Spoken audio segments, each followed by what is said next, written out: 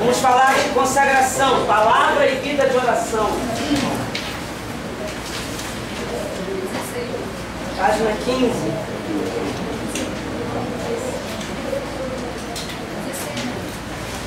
Vocês devem achar assim, esse assunto é muito redundante, né? Falar de consagração, palavra e vida de oração. Ah, pastor, isso aí é normal pra gente. Só que muita gente não faz.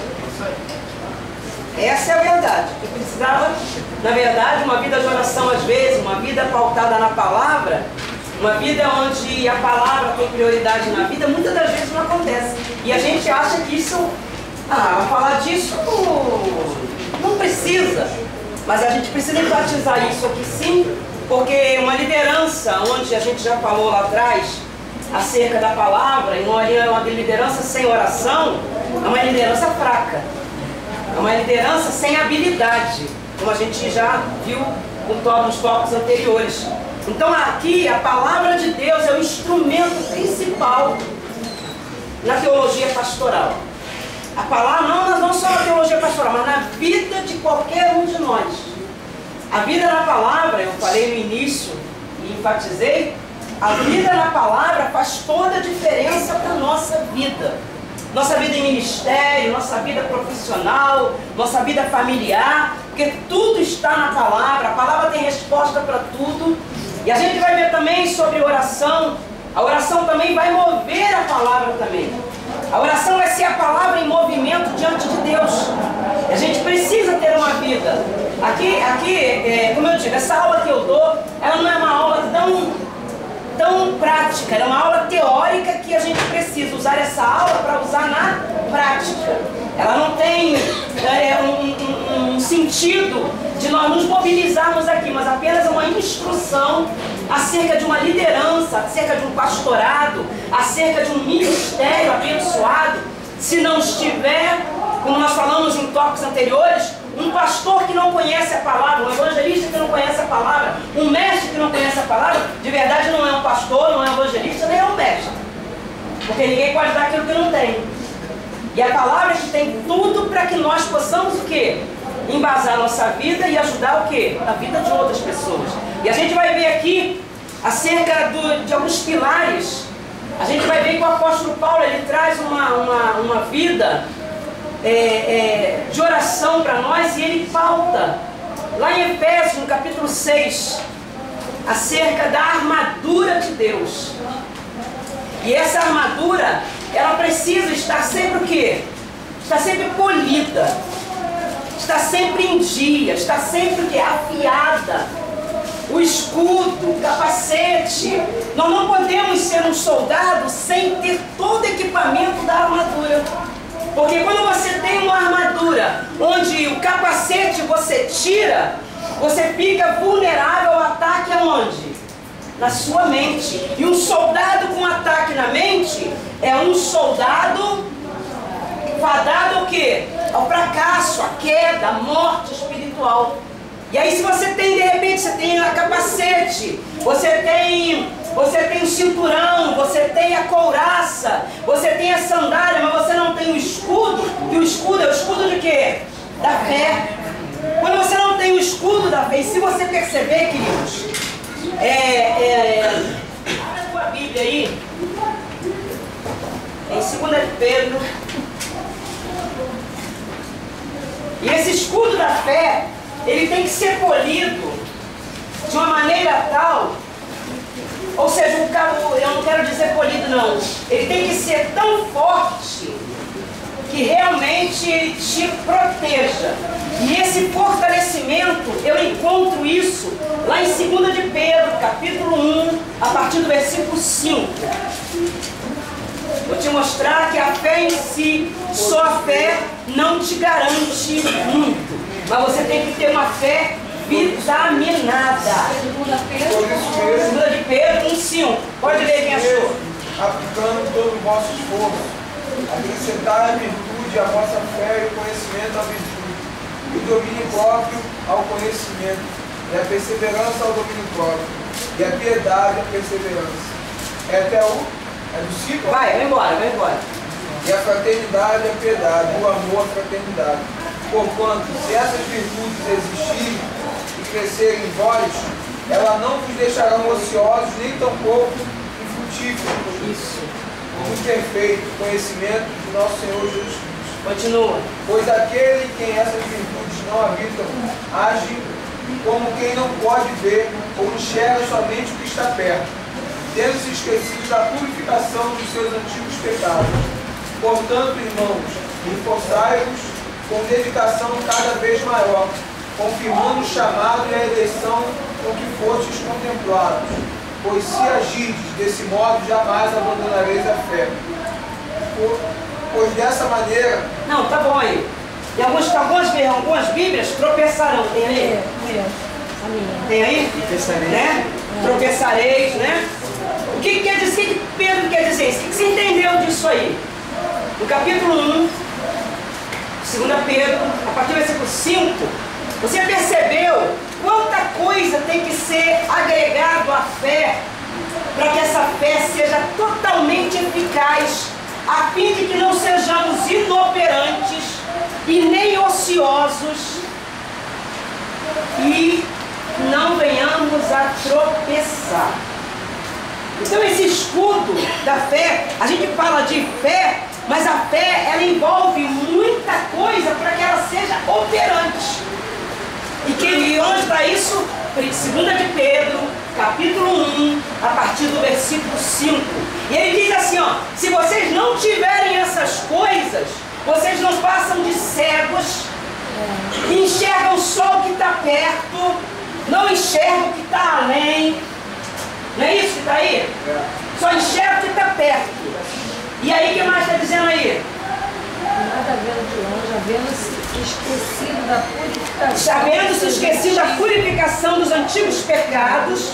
Continua. Portanto, irmãos, procurais fazer cada vez mais firme a vossa vocação e eleição, porque fazendo isto nunca jamais tropeçareis. Então, é possível ter fé e tropeçar? É, mas uma fé comum, mas uma fé vitaminada aí, com esses ingredientes aí, ó. Ele diz assim, ó, a fé você deve acrescentar virtude. A virtude você acrescenta conhecimento. Ao conhecimento você acrescenta domínio próprio. Ao domínio próprio você acrescenta perseverança. A perseverança é fraternidade. A fraternidade, depois da fraternidade parece que vem amor.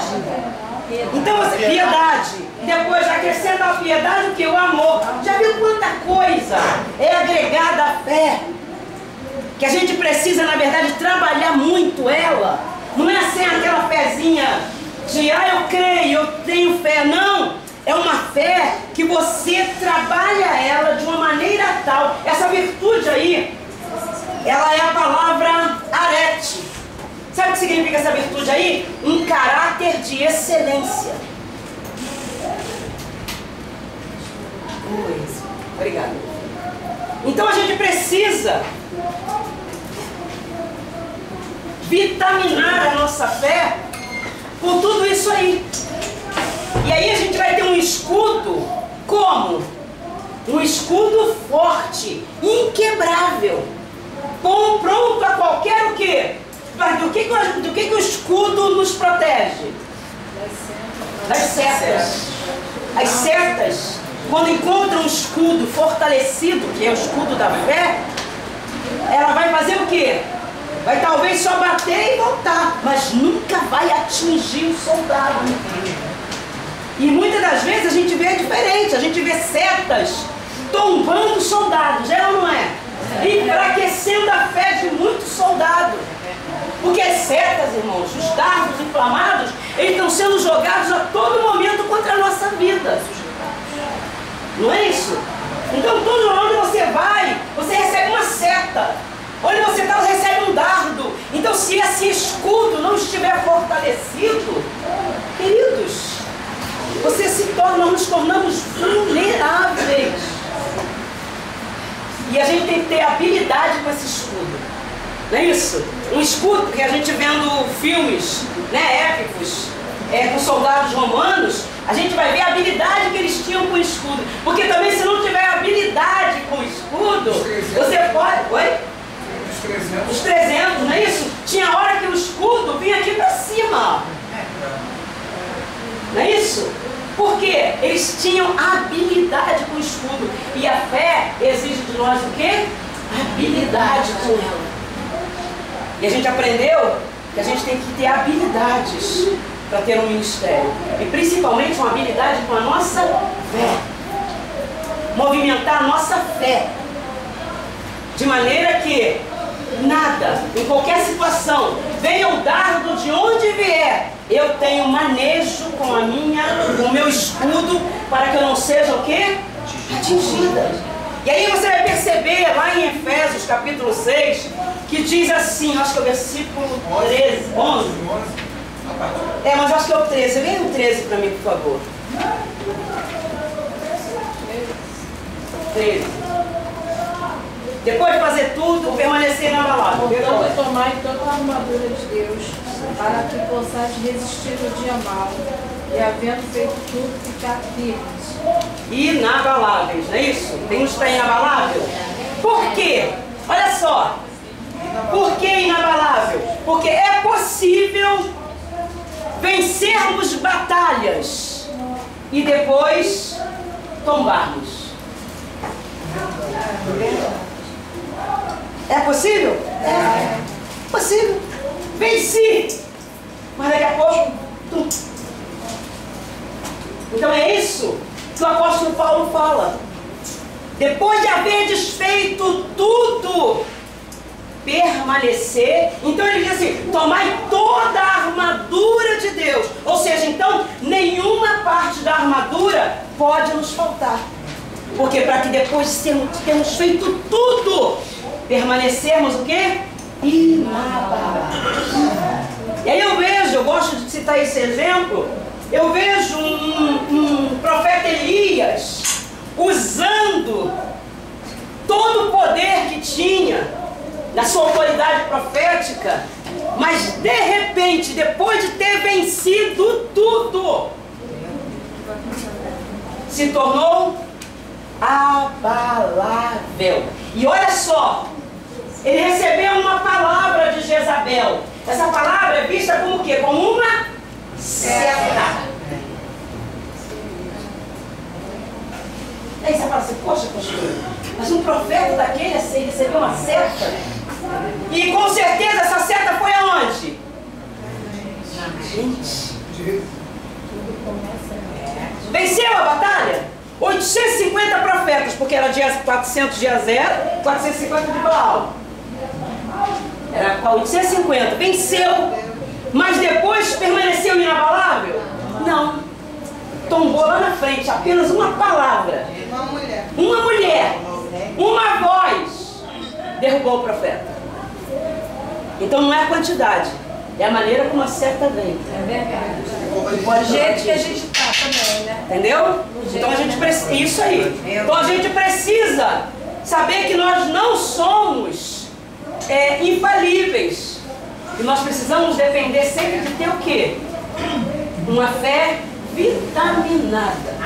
Robustecida. Amém. Mas, pastora, a senhora não acha que isso daqui deveria ser mais ensinado? Porque crente, hoje em dia, pisa no pé e já sai... Mas aí depois você tem uma sala aqui de aula aqui, né? Não, mas eu digo assim, de dia a dia mesmo, porque isso daqui é uma prática diária. É uma prática diária, realmente. Porque eu na consagração de sábado, eu estou trazendo todas as vitaminas da fé. Eu já falei da virtude, aí essa semana eu falei da perseverança, e eu pretendo ver se eu falo domínio próprio. Estou fazendo uma série de estudos sobre isso.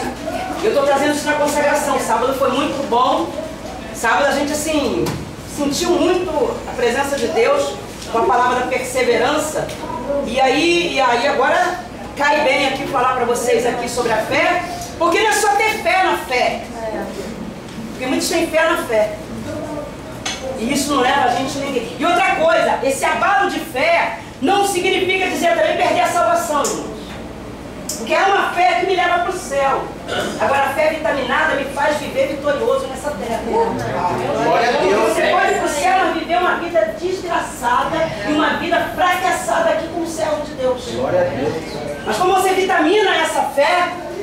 Você se habilita a viver uma vida o quê? Vitoriosa. Vem os embates que vier, mas você está o quê? Fortalecido, capacitado. E quantos vierem, quanto mais vem, mais forte você se torna. Porque você já viu, quanto mais você está numa academia, os pesos que vão colocando para você, à medida que você vai se fortalecendo, os pesos vão aumentando. Porque é para aumentar muito mais a tua musculatura. E a musculatura espiritual precisa ser aumentada. E sabe o que vai aumentar ela? Trazendo luta pra gente.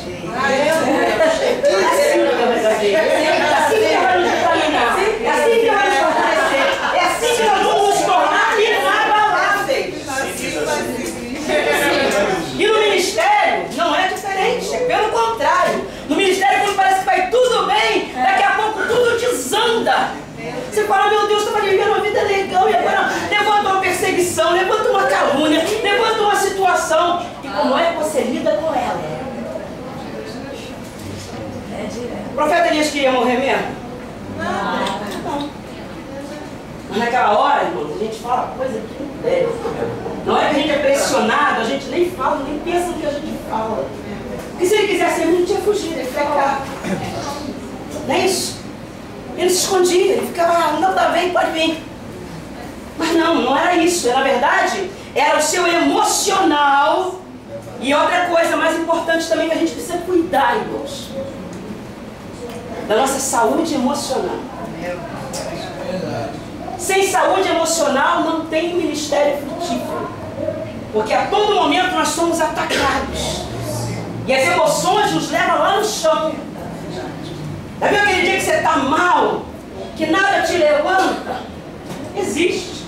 Mas a gente precisa saber se levantar. E como é que eu me levanto? Eu começo a trabalhar a mente. Eu começo a botar na minha mente as coisas que me levantam. Foi assim que foi com o profeta Jeremias, quando ele escreve o livro de Lamentações. Ele começa lá embaixo.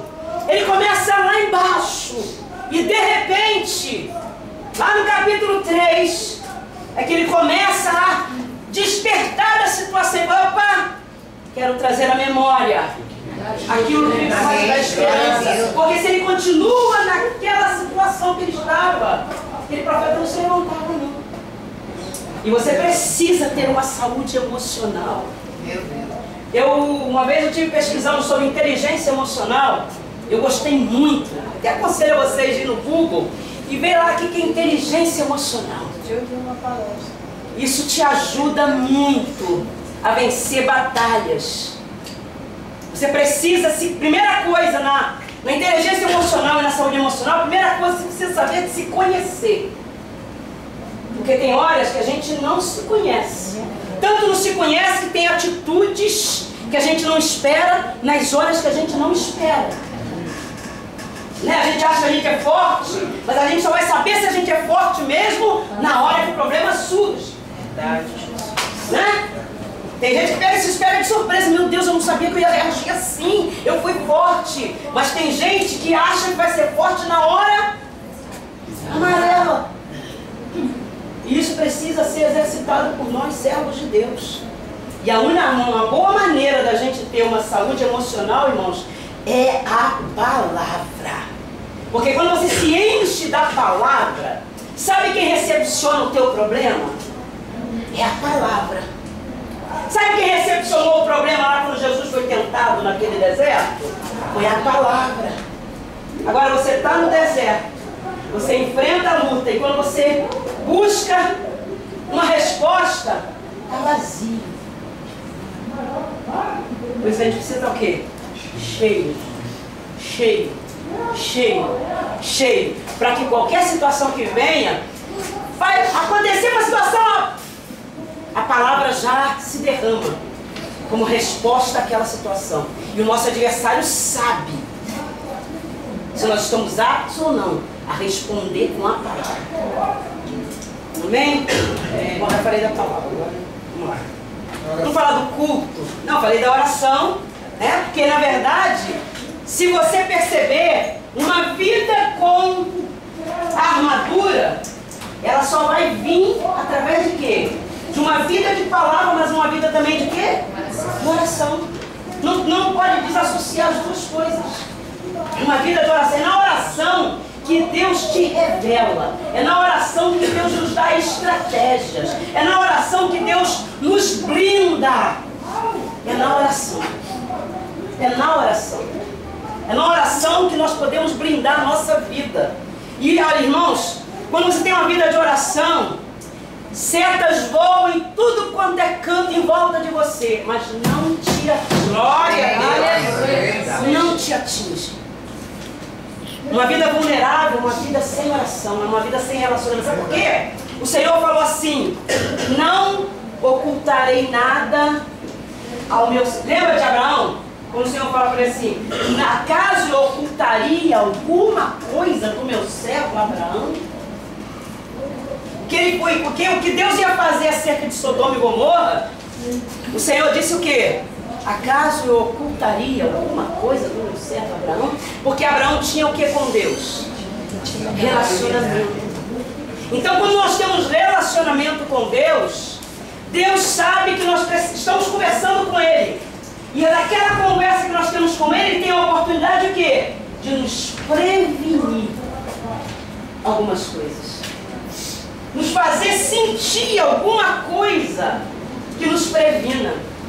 Quando a gente não tem relacionamento com Deus, não sabe o que o mundo espiritual está acontecendo. Mas no relacionamento com Deus, você começa a saber e tomar notícia do que está acontecendo no reino espiritual. A gente ficaria muito mais livre de situações adversas que nos pegam de surpresa se nós tivéssemos uma vida mais pautada na oração. Muitas das vezes a gente até... Parece que é um instinto, né? Que a gente fica pensando assim, poxa, por que eu não agi daquilo da forma que eu pensei? Porque às vezes a gente estava tão ligado. Tá, né? Entendeu? Então quando a gente não está ligado, a gente até pensa em fazer, mas acaba não fazendo. Mas quando você está ligado com Deus, você não desvia. E o Espírito Santo te lembra. Lembra? Lembra? Me lembro uma vez que eu, de madrugada, eu tive um incômodo muito grande. Meus filhos eram pequenos. E de madrugada, meu Deus me acordou. E eu comecei a orar e eu falei, Deus, estava um incômodo no meu coração. Eu falei, Senhor, o que está acontecendo? Eu dobrei o joelho e comecei a orar pela família, né? Aí botei meus filhos, marido, tudo. Senhor, guarda, livra de todo laço. E eu fui atirando assim, porque eu não sabia de verdade o que estava acontecendo. Então eu falei, Senhor, guarda os meus, Senhor. E eu sentia que era algo de livramento que precisava ser dado. E eu falei, Senhor, guarda meus filhos, guarda meu marido, guarda a minha vida, guarda a minha casa. E aí daqui a pouco orei, clamei ao Senhor e fui dormir. De manhã cedo meus filhos estavam no colégio lá Pilac e a Via Láctea já estava aberta já nesse tempo. E eles foram para a escola, eles sempre foram sozinhos. E aí tudo bem, o dia para amanhã passou, transcorreu-se bem. Quando foi à tarde, a Carolina estava fazendo dever de casa com o meu filho. Aí ela falou assim, Diego, você falou para a mãe o que aconteceu com a gente de manhã? Aí eu... O que aconteceu com vocês? Não, mãe, é que a gente ia atravessando a Via Láctea e o sinal estava fechado. Mas um carro ultrapassou o sinal, quase que pega a gente. Meu Deus! Mas aí ele freou em cima da gente. Na hora, irmãos. Eu me lembrei do que Deus já estava me avisando. De madrugada, o livramento. Se ela não fosse obediente... Entendeu? Então a gente precisa estar o quê? Atento. Tem hora que Deus quer fazer. Já viu aquela hora que você acorda de madrugada de Deus, que você acha assim, meu Deus, acordei, estou sem sono. E você acha que está sem sono, não. Mas é Deus que te chamou, quero conversar contigo. Quero te prevenir algumas coisas, quero orientar algumas coisas, quero fazer algumas coisas. E a gente às vezes está tão cansado, que a gente fala assim, Deus, hoje não. Fica brigando. Hoje não. Você não consegue dormir, mas também você não consegue orar. Não é isso? Então a gente precisa criar um hábito para isso, para que Deus não precise estar incomodando. Eu estou falando para mim também, que às vezes eu estou cansada, irmãos. Que às vezes se Deus me chamar 3 horas da manhã agora, eu falo, Jesus, a gente fala que é insônia ainda, né? Eu falei, Deus, não posso orar por mim, não posso orar deitada mesmo. Não preciso orar para dobrar o joelho, não, mas é um cansaço muito grande. Mas Deus ouve. Deus ouve, Deus não é religioso. Não, filho, você tem que dobrar o joelho aí para falar comigo, senão não serve. Não, Deus ouve. Agora eu preciso estar o quê? Atento ao que Deus quer falar.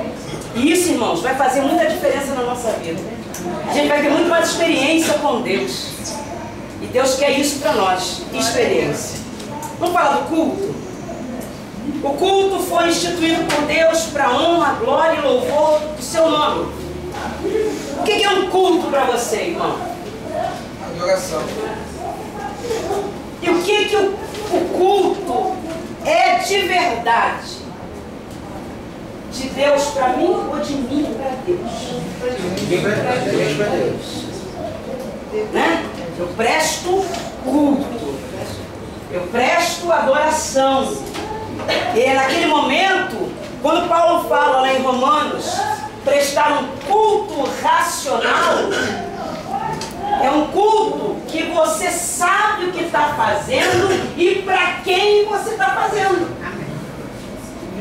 E como você deve fazer. Então a gente precisa alinhar essas coisas do culto, porque parece que também essas coisas, muito do povo de Deus não está muito ciente disso não. Reverência. Parece que o pessoal vem para o culto só para receber. E na verdade, a intenção do culto é mais para dar do que para receber. Receber pode ser uma consequência que Deus jogue na nossa vida, por prestar a Ele o devido culto que Ele merece. Mas tem gente que só vem para a igreja porque está precisando de alguma coisa de Deus. Isso precisa mudar. Essa mentalidade precisa mudar. Oi. Onde quer que a gente esteja, a gente está prestando um culto a Deus, né? A gente pode estar prestando, a nossa vida é uma igreja, nós somos igreja. E aonde nós estivermos, nós precisamos estar prestando culto com as nossas atitudes. Agora, quando a gente se reúne em comunhão, essa é a comunhão do povo, dando para Deus o que é devido a Ele. E as motivações, se fossem unânimes, imagina como chegaria no céu. Hoje eu vim aqui para adorar o Senhor. Hoje eu vim aqui para me prostrar para o Senhor. Hoje eu vim aqui para me entregar para o Senhor. E outro vem também para se entregar ao Senhor. Outro vem. E nesse ajuntamento, irmãos, quebrantamento vem, arrependimento vem, glorificação no nome do Senhor vem. E aí se cumpre a palavra do Salmo 133. Vai ser como óleo precioso que desce da cabeça de Arão, sobre a barba, desce sobre a barba e vem sobre os montes de Sião. E ali o Senhor ordena a bênção e a vida. Mas primeiro, antes dele ordenar a bênção e a vida, houve o quê? Um ajuntamento. Houve uma comunhão ali. E aí quando a gente fala de comunhão, a gente vê o que é comunhão? É algo comum a todos. E é isso. E é isso que acontece às vezes? Comunhão, algo comum a todos. Fora a rivalidade que tem entre as igrejas, não, que a minha igreja... Né? Ah, isso aí não dá nem pra... porque infelizmente essa guerra às vezes denominacional, parece que a minha igreja faz, a outra não faz, a minha cura, mas a sua não cura. E quando na verdade no ajuntamento, irmão, Deus faz o que precisa fazer. Mas pastora, também isso houve uma grande mudança por conta do evangelho que é pregado hoje. Mas aí já é lideranças, problema de liderança. O evangelho que diz bem que Deus vai te dar uma casa, Deus vai te dar um carro. Aí são segundo outras intenções, outras situações. Mas eu creio que se a igreja realmente ela entendesse essa diversidade, essa multiforme graça de Deus, todos estariam no mesmo propósito. Não importa a igreja que estivesse. Deus não tem só uma linha, né? Não tem uma linha, ele tem várias linhas, isso é notório. Tanto é que existem muitas denominações por conta de quê? Eu, por exemplo, fui da Assembleia de Deus. A Assembleia de Deus no meu tempo, eu não podia usar calça comprida. Não podia pintar unha, não podia pintar, não podia usar maquiagem, não podia. Não podia. Ela só não podia. Quer ver a Assembleia que era assim? Era uma pode, que ela faz. Mas eu acho assim, que a pessoa pode escolher. Não, peraí, irmão, deixa eu completar. Puxa, irmão. Se hoje eu sou o que eu sou, eu sei o berço que eu vim. Eu sei a raiz de onde eu vim. Terra. Eu, a raiz que eu vim era assembleana. Tá? Creio em tudo. Só que, conforme na apacentar tem coisas que pessoas discordam, na Assembleia também. Então, a Assembleia de Deus nunca na minha vida, ela foi ruim para mim. Pelo contrário, a base que eu tenho hoje, glória a Deus. Sabe, a escola dominical, né? Ali, ó, firme, as revistinhas ali, eu tenho a coleção toda nela. E guardo como eu não estou para ninguém. Oi? Eu acho assim que tinha que ter os embaixadores, né? E as crianças, elas ficam craques na vida. A Bia, né, na Batista, né? Então, se você juntar o ensino da Batista, com o pentecostalismo da Assembleia, mas a prosperidade e o avanço que a apacentar prega. Meu Deus! Libertação da Universal. Gente, é isso mesmo. Nós seríamos uma igreja perfeita. Apagamos de vitória dele. Cresci muito, então, todas elas, presta atenção, todas elas, então, colaboram com o crescimento do Evangelho. Todas colaboram. Entende? Então, a gente precisa avaliar isso e precisa respeitar isso também. A Universal, por exemplo, tem pessoas que para libertação, A Universal bate só a queda, cara. aí daqui a pouco, a gente conhece, que eu tenho aqui na igreja pessoas assim, depois que se liberta, quando ela quer um conhecimento, um crescimento maior, aí ela muda, mas ela foi liberta lá. É verdade. Porque lá os trabalhos são fortes. Lá só que tem pessoas.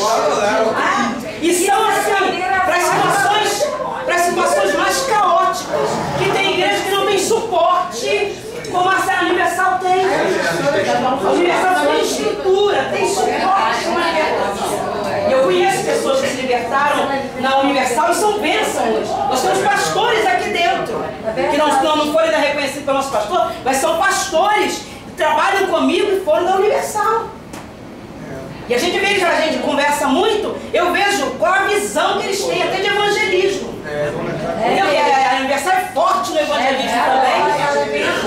Chega no domingo, você vê uma galera de jovens na rua com jornalzinho, com tudo, e andando, fazendo obra social, trabalho social, tudo isso é válido. O Brasil deles é muito forte. Muito. E a Jeová?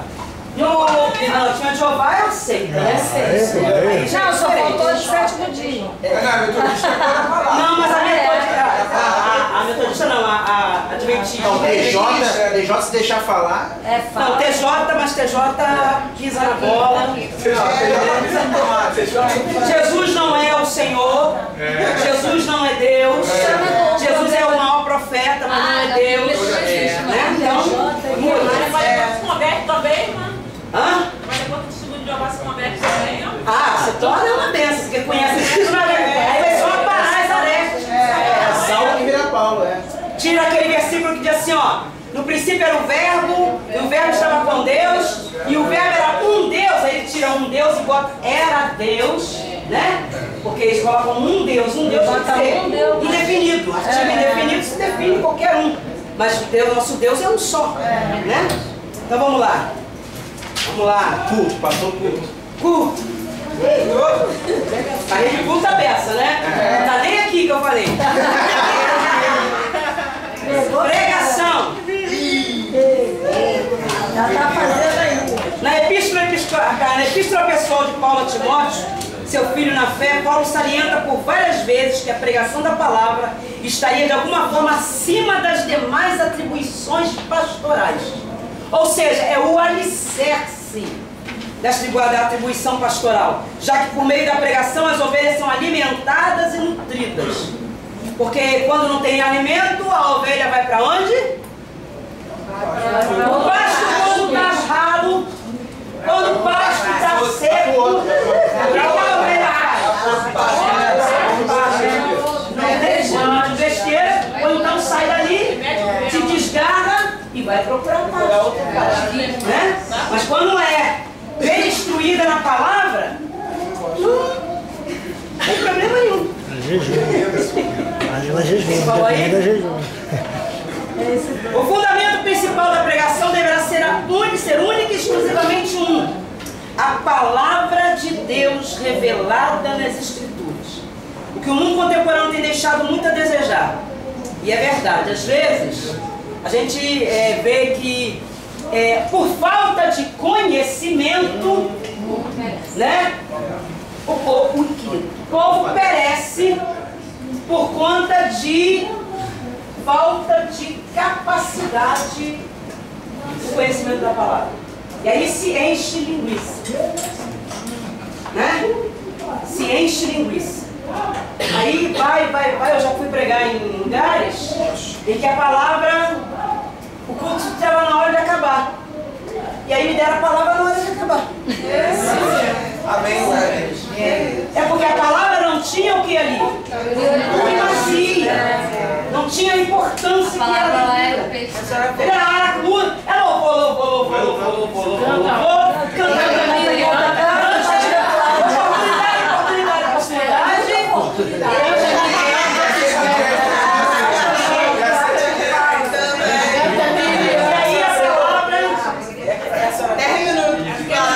Mas aí eu cheguei preparado, né?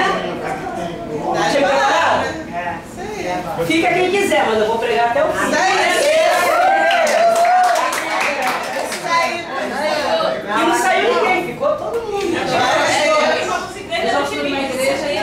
Oi? Muitas igrejas não existem Bíblia, é só CD.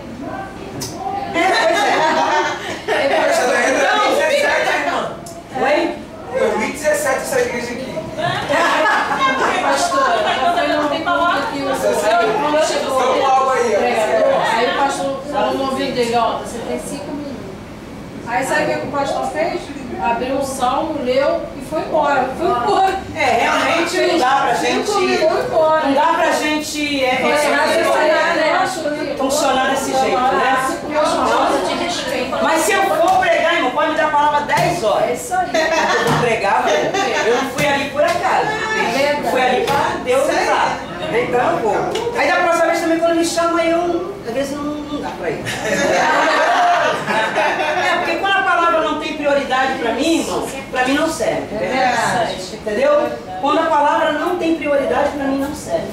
Tem prioridade tudo, menos a palavra. Não querendo que eu pregar, não. Em qualquer igreja que eu vá, que o pregador vai receber a palavra quase em cima da hora, não serve. Porque a gente vê que a primazia ali não é a palavra. Aí são os costumes, são as maneiras são uma liturgia diferente, entendeu? Pastor, quanto tempo assim que a senhora desenrolar mais uma mensagem?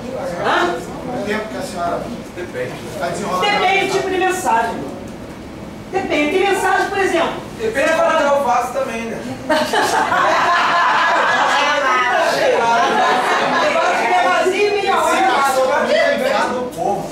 Tem pastor também que vai enfadando o povo. Você precisa ter um feedback disso aí, né? Você precisa ter um controle disso. Porque quando você vê a pessoa já cansando, repetindo. Mas pastor, qual o tempo que a senhora... 45, 50 minutos. Eu não entendia porque o pessoal dormia na palestra dele. Teve um pastor que não entendia porque as pessoas dormiam. Aí ele colocou o DVD dele e ele pegou do sono.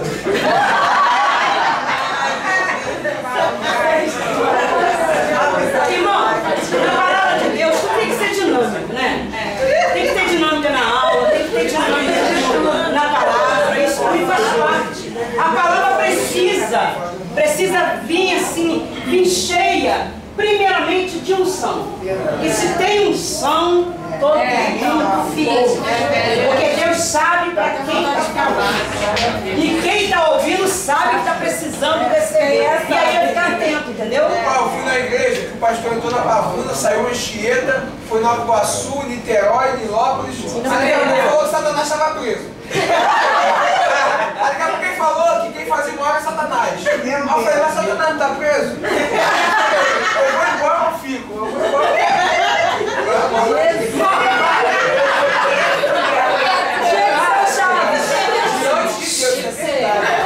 Para. Discipular.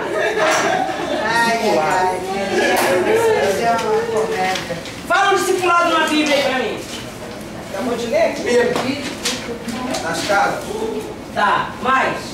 Não precisa ler aí não. Fala sem ler. Também. Mais. Jesus e discípulos. Antigo Testamento. Moisés, Josué. Moisés, aqueles homens que ele levantou, né? Quando você Josué e Jetro.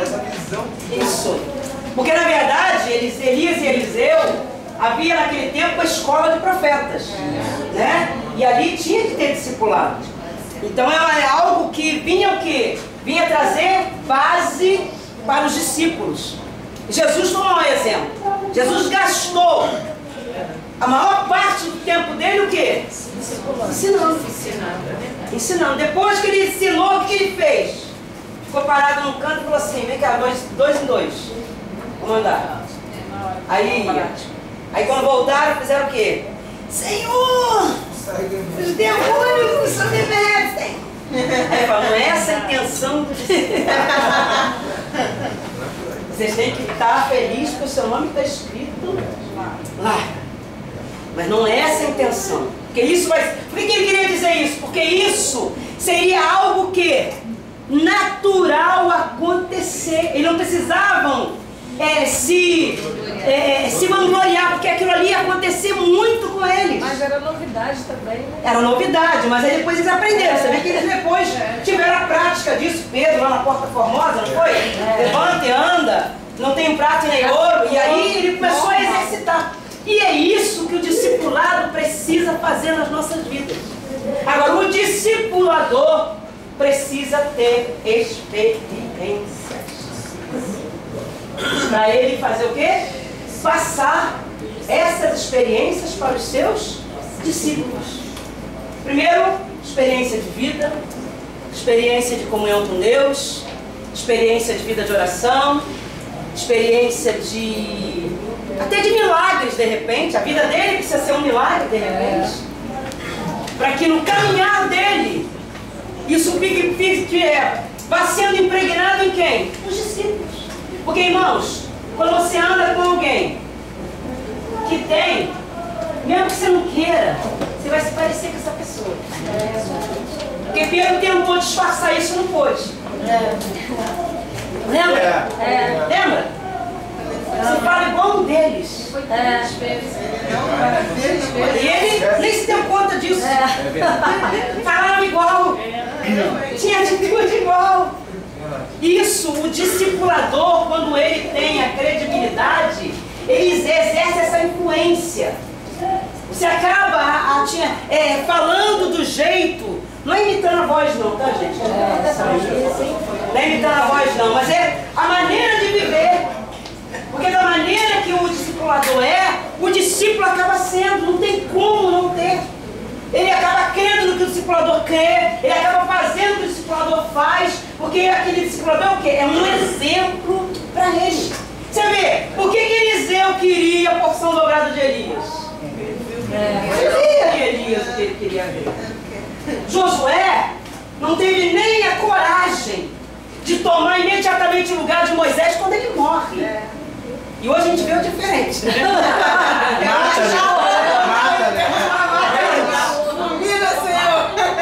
Isso é algo que a gente precisa ver.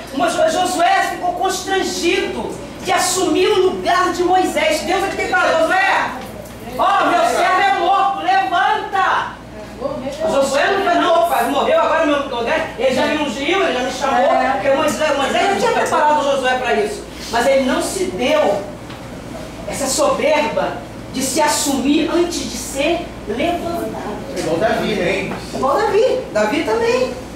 Davi já era ungido rei, era. E é essa a diferença, irmãos, que tem que haver na nossa vida. Conhecer o nosso lugar, né? Conhecer o nosso lugar. Isso. Amém. Força a barra. A hora certa vem. Mas eu já fui ungido, você já foi ungido, mas não está preparado.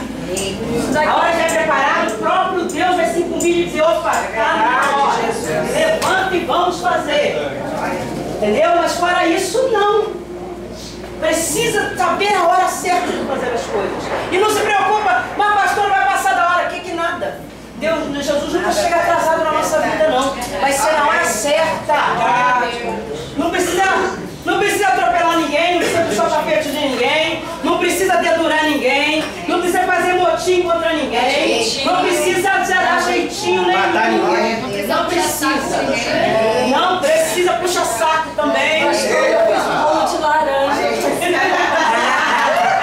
Mas tudo vai complementando as aulas que a senhora falou, né? Não é, tá vendo? É uma coisa puxa a outra. Então não é uma aula de você diz, hoje a aula é isso. Não, a aula continua no mesmo escopo, entendeu? Chamado de pastoral, né? Aquilo que a senhora vinha falando. Isso aí. Aí tem aqui embaixo assim, ó, pobre dos ministros cuja morte leva... Não, a pastora já tá voltando a esse critério. Porque tinha esse negócio tinha, mas aí, né? por que o pastor tirou o discipulado? Porque estava sendo distorcida a visão do discipulado, né? As pessoas estavam querendo mandar na vida das pessoas, né? Querendo manipular a vida das pessoas. É a pior coisa que tem, mano, quando alguém manipula. O manipulador é porque ele sabe que não tem chamado nenhum, tem que fazer alguma coisa para continuar no lugar. Mas vai voltar. Vai voltar. Com critérios dados pelo pastor, a fim de que seja bem colocado. Porque tinham vários planos, né? Tinha falado várias coisas na igreja, né? Era muito bom, era muito bom. Mas aí começaram a destolar, e aí veio essa reclamação do pastor, e ele parou. Aí você vê aqui, irmão, no discipulado, ganhar, consolidar, discipular e enviar. Quando a gente ganha alguém, a gente tem maneira assim, a gente traz alguém para a igreja, né? Que a pessoa se converse, né? Aí a gente, já trouxe. Trouxe. Importante que eu trouxe alguém para Jesus, ganhei alguém para Jesus. Mas esse ganhar aí, se você perceber, é um ganhar compromissado. Se cada um que ganha alguém para Jesus se comprometesse em ser um discipulador, não com o nome de discipulador, mas alguém responsável pelo crescimento dessa. Quer ver uma coisa? Deixa eu dizer para vocês uma coisa. Quando eu me converti, na verdade eu aceitei Jesus com 10 anos de idade. 10 anos, Eu vivia nos cultos dos lares desde os 5. Eu sempre gostei, já tinha chamado mesmo, não tinha jeito. Minha mãe gostava de espiritismo e tudo, e eu estava nos cultos. Na minha vizinhança. Quem te levava? Que me levava uma vizinha, que era morava na mesma rua que eu. Aí presta atenção como é que o discipulado é importante, hoje eu bato nessa tecla. Eu tinha 10 anos de idade quando eu fui na igreja batista, perto da minha casa, e aceitei Jesus. Agora era um trabalho de quê? De consolidar, né? Me discipular, cuidar de mim. Mas essa senhora teve a responsabilidade só de me levar na igreja. E aí eu estudava no colégio Neapolitano em Nilópolis, que é um colégio católico. E lá eu estava fazendo catecismo para fazer minha primeira comunhão. Mas com 10 anos aceitei Jesus. Eu sabia discernir entre uma coisa e outra? Não. Para mim eu estava fazendo certo. Eu estava continuando aquilo que eu comecei quando levantei a mão. Porque eu não tinha, minha mãe não me discipulava, ninguém me discipulava. E essa senhora também não, só me levava para a igreja. E aí o que aconteceu? Um dia eu ia fazer a primeira comunhão, fui levar meu convite para ela. De quê? De primeira comunhão. Eu só faltou me chamar de endemoniada. Ai, meu Deus. Você tá louca? Você não aceitou Jesus? Assim, eu tinha 10 anos. O demônio estava com ela. E aquela mulher me expulsou da casa dela. Nunca mais me chamou para ir à igreja. Irmãos, a responsabilidade de eu não ter estado no Evangelho, continuar no Evangelho, estava na vida dessa pessoa. Sabe quando eu voltei para o Evangelho? Depois de 27 anos. Com 37, eu retornei para Jesus. Olha a responsabilidade, tu está vendo isso aqui? A responsabilidade, eu poderia no meio do caminho ter morrido. Porque o diabo, como eu falei com vocês, eu sofri vários acidentes. A intenção do inferno era me matar. Antes que o quê? Que consolidasse na minha vida a presença de Deus. Olha como eu lido com essa situação do novo convertido, dele ser cuidado de alguém que trouxer ele, ou abraçar na consolidação e se responsabilizar, porque eu fui fruto disso. Eu estive fora do Evangelho 27 anos por falta de cuidado de alguém. Eu poderia estar muito mais à frente.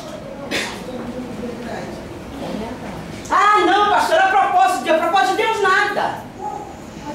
Nada, nem tudo é propósito de Deus. Deus até segurou a situação porque tinha um propósito na minha vida. Tardou, né? Mas por caminhos que eu passei, irmãos. Eu passei pela macumbaria. Eu quase eu fiz a cabeça no candomblé. Deus não permitiu. Todo lugar que eu ia nos centros para fazer minha cabeça, o pai de santo quase me expulsava de lá. Ele dizia, essa cabeça aí não dá para mexer não. E eu não sabia disso.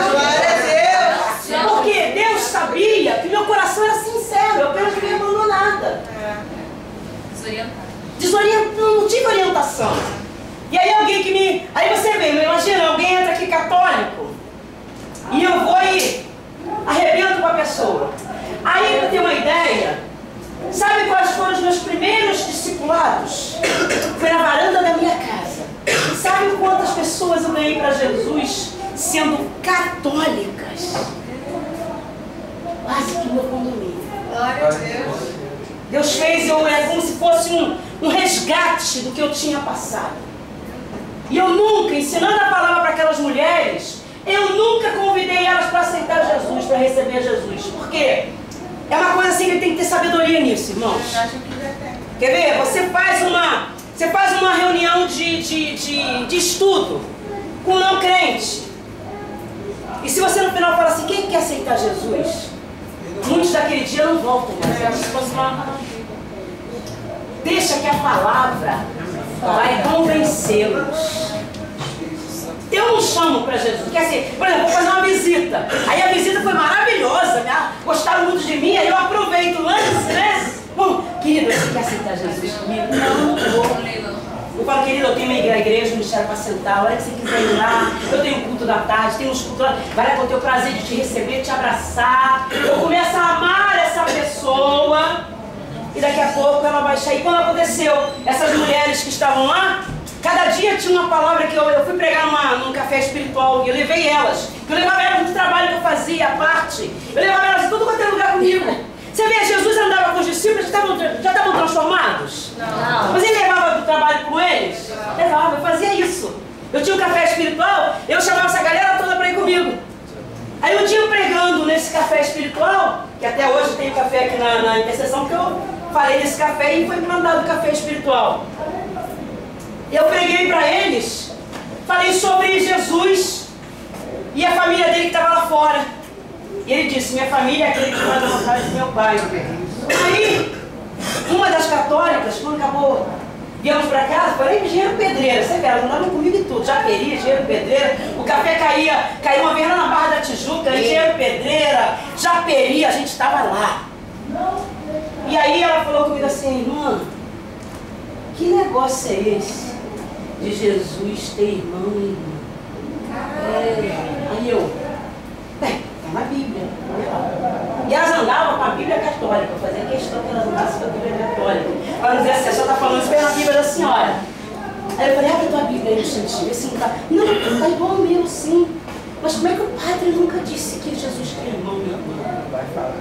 Aí foi a oportunidade que eu tive. Eu nunca confrontei a religião deles com a minha. Mas quando chegou a oportunidade, aí eu expliquei. Querida, ela só foi virgem até conceber Jesus. Depois Jesus nasceu, José se casou com ela e teve filhos e filhas. E eles são meios irmãos de Jesus. Inclusive, Tiago e Judas, que está nas epístolas, são meio irmãos de Jesus. Aí ela, mas eu não sabia, fui enganada há tanto tempo. Aí um dia ela teve que operar a perna dela. Mas nem assim chamei ela para aceitar Jesus. Ela teve que operar a perna dela. Ela foi lá em casa pedir uma oração para a operação ser bem sucedida. E ela falou assim, mas antes de a senhora orar, eu quero aceitar Jesus. Irmãos, ela participou aqui no Ministério Pastoral durante muito tempo comigo aqui, mas agora está na Igreja Batista lá na minha casa. Ela é tesoureira da União Feminina de lá. E aí ela falou, eu quero aceitar Jesus. Aceitou Jesus, a operação foi ótima, se batizou, seguiu, está até hoje firme no Evangelho. A outra veio me perguntar, que eu preguei sobre, ela falou assim, irmã, procissão está errado? Eu falei, a procissão não é bíblico. Aí ela, mas como é que a Igreja Católica faz procissão? Aí eu levei ela lá em Isaías, onde diz, ai daquele que carrega andor e sai fazendo procissão. Aí ela, ué, mas como é que está na palavra? E eles me fazem? Eu falei, mas vocês leem a Bíblia lá na igreja? Agora tem que a Igreja Católica está abrindo, né? Vocês leem não. É só um folhetinho. E aí hoje, ela é uma das intercessoras do pastor Sérgio Nonato, do Sai da Tenda. Foi minha vizinha e na verdade está lá também. Minha discípula. Então, queridos, então eu quero que vocês entendam isso. Discipulado, eu quero até parar aqui com vocês. Discipulado, o ganhar para Jesus, não para por aí. Lembra dessa situação minha? Quantas pessoas podem estar de verdade na mesma situação que eu estive? Porque um dia a gente ganhou e a gente deixou para lá. Ah, vem na igreja se quiser, a igreja está aí. Não. Se eu puder ir buscar, enquanto eu puder fazer essa árvore, porque é uma árvorezinha que você planta, e ela é muito pequenininha, precisa, já viu aquelas cerquinhas que se faz de madeira? Para que o vento, as pessoas não venham arrancar, elas são protegidas por uma cerca. Mas quando elas ganham tamanho, alguém precisa protegê-la? Não. Ela cresce por si só, busca água nos lençóis freáticos mais profundos, tem uma raiz forte, porque no início ela foi o quê? Protegida. E agora ela serve de abrigo para outras. Dá fruto. E até dar fruto demora. Enquanto não dá fruto, eu preciso adubar essa plantinha com a minha vida, cuidando, procurando saber como está, trazendo para a igreja, sempre ajudando em alguma coisa. Esse é o trabalho do discipulado. E diz para ir para ser discipulador. E para discipular alguém não precisa o pastor te levantar como discipulador, não. Seja levantado pelo Senhor. Quando o Senhor colocar alguém na sua vida que precisa de Jesus, seja você um discipulador conclamado e chamado pelo Senhor. Não espere o homem te chamar. Porque quando o homem te chamar, você já é pelo Senhor. E isso vai fazer você um discipulador por excelência. É isso que eu quero passar para vocês. Glória a Deus. Ganhou alguém? Irmãos, se você cuidar muito bem de uma pessoa, acabou. Se você cuidar muito bem de uma pessoa, tem um galardão te esperando. Porque você não sabe, falei lá na aula aqui, você não sabe quem vai ser essa pessoa lá na frente. E você vai ser o responsável de ver todos os frutos que essa pessoa está fazendo. Você foi aquele que adubou aquela raiz. É isso que é importante na vida da gente. É isso que essa aula quer trazer para cada um de nós. Um discipulado forte, não um discipulado esperando o pastor montar um discipulado, não. Sabe por que às vezes não acontece, irmãos? Porque Deus está olhando e está esperando a nossa disponibilidade. Em vez de primeiro partir do pastor. Mas pastor, o pastor não vai deixar. Não, querido, não é isso. O pastor quer que a gente cuide de cada um, sim. Mas a gente está esperando o título. Eu quero, pastor, que o pastor me desconsagra discipulador, que aí eu vou chamar um montão de gente e vou cuidar, e vou mostrar que estou cuidando de um montão, porque isso que acontecia no discipulado anterior. Era uma briga para ter quantidade, porque quantidade fazia número, e número parece que sobressaía aquela pessoa. Meu Deus. Cuide de um. Cuide de um. Porque você não sabe que tamanho vai ser esse discipulado seu. Discipuladora, na época, quando vinha até com grifador, a gente tinha que botar o grifador, separava lugar, a gente sentava.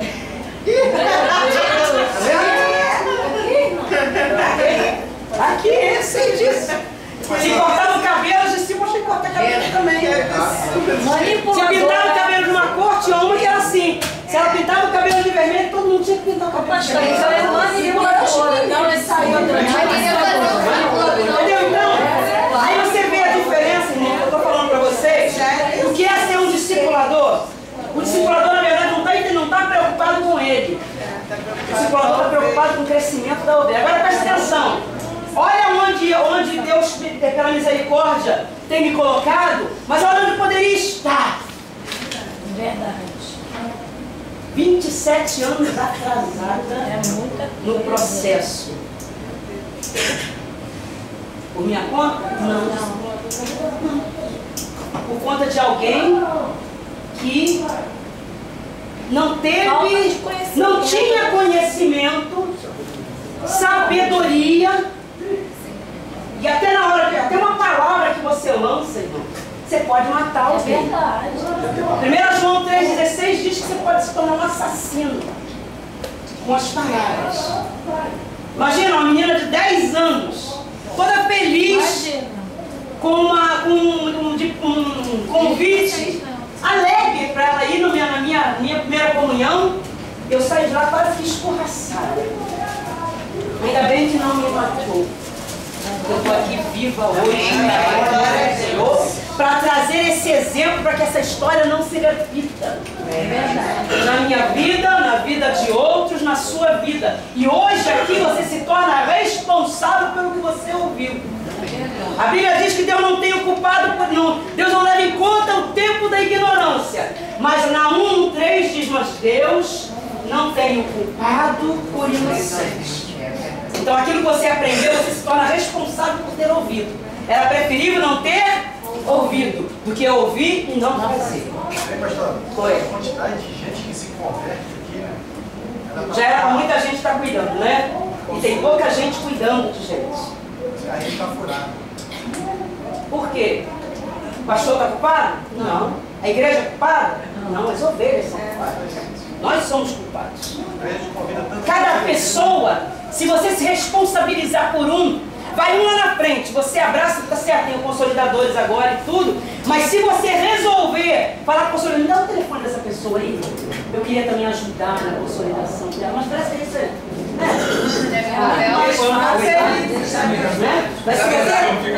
pedir a Deus assim, Senhor, eu quero uma pessoa para consolidar. Deus vai te mostrar. De repente está do teu lado. Aí aquela pessoa vai lá na frente, você já sabe que a responsabilidade é tua. O consolidador vai falar com ele sim. Vai anotar o nome dele sim, mas você se responsabiliza em pegar também o nome. E olha, como é bom quando alguém chega na igreja e se sente abraçado e cuidado por alguém. Não dá para sair mais. Mas acontece que parece que a porta da igreja está aberta por trás. Ela abre na frente, mas tem um corredor aberto lá atrás. Quem entrou aqui sai por aqui, porque a gente não tem aquele cerco. E é isso que o pastor Marcos às vezes debate às vezes. Ele fala, gente, entra muita gente e sai muita gente. Não é por causa da igreja, é por causa dessa falta de visão que a gente tem de pessoas. E isso é amar o nosso próximo. Quando você pensar assim, eu sei que hoje a Deus está fazendo uma revolução na cabeça de cada um e trazendo uma responsabilidade na cabeça de cada um de nós. De cuidar de alguém. Uma pessoa só. O Senhor não quer que você cuide de uma igreja inteira, não. O Senhor quer que você cuide de uma. Se responsabilize em ligar para ela. Manda um e-mail. Como é que você está? Meu Deus, quando alguém está caído, às vezes nós temos os pastores que fazem consolidação aqui, né? E ó, a gente pega as fichas para revisar pessoas que já estão sentadas. Gente, quando a gente liga, quando nós pastores ligamos, às vezes a gente pega a pessoa no momento e fala, pastora, a senhora não sabia como eu estava precisando dessa ligação. Estou passando por um problema tão sério, não tenho nem ido à igreja. Aí a gente fica sabendo, aí eu marco um gabinete, vem aqui, fala comigo, eu quero te... E ela vem, pastor, eu vou sim. Ela vem, querida, se você não puder, a gente vai fazer uma visita a você. Não, pastor, eu vou aí sim. Aí vem, a gente conversa, a gente abraça, daqui a pouco ela está caminhando E aí eu falo, olha só, toda vez que você vier no culto, eu quero que você assine o ponto. Assim que eu falo para as pessoas. Aí ela, assina ponto, pastor, você tem que ir lá na frente me dar um abraço para saber que você veio. Porque se você não vier, eu vou te ligar de novo, que eu falo, vou te visitar. Então são essas coisas, e as pessoas não precisam nem visitar, irmãos. Porque só esse interesse, elas falam, poxa, que bom. Pastora, e só em você, às vezes, a gente está pegando um telefone, passando uma mensagem para várias pessoas, vocês não têm noção do resultado que isso dá. E as pessoas retornam e falam, gente... Eu recebo abraços às vezes. Eu recebo abraços às vezes no corredor, mas tu só não sabe aquela ligação que a senhora me fez, me botou de pé. Mas quantas também eu já deixei de fazer, irmão? Porque eu também não estou fora desse parâmetro, não. Quantas ligações também eu já deixei de fazer? Agora, sempre há tempo da gente se corrigir. Há sempre tempo da gente melhorar.